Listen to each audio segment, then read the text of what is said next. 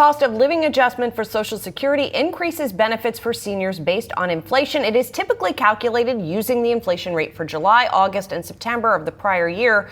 Over the past 25 years, it averages about 2.6%. And we just got this year's numbers. Here with more on the adjustment for 2026 is Yahoo Finance senior columnist Kerry Hannon. Kerry, the reason that we got the CPI report is so that this could be calculated. That's correct. They brought the workers back in to calculate these numbers, even though they weren't getting paychecks. Here's the point, Julie. It's up to, they say they're going to bump it up starting January 1, 2.8%. The cost of living increase for Social Security beneficiaries.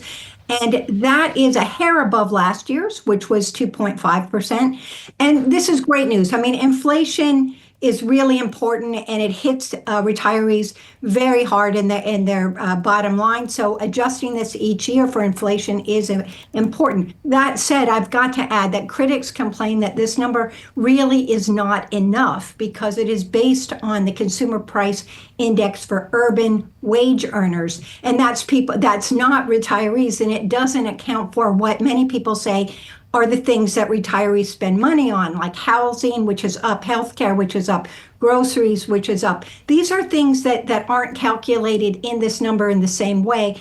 And so they feel that there's a bit of a disconnect. Now, this 2.8%, Julie, will, on average, Social Security Administration said this will reflect in about $56 a month for the average beneficiary in an increase starting January 1st.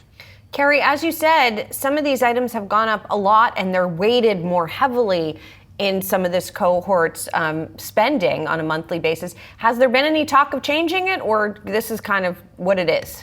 Right. No, there are people, the Senior Citizens League pushes back constantly.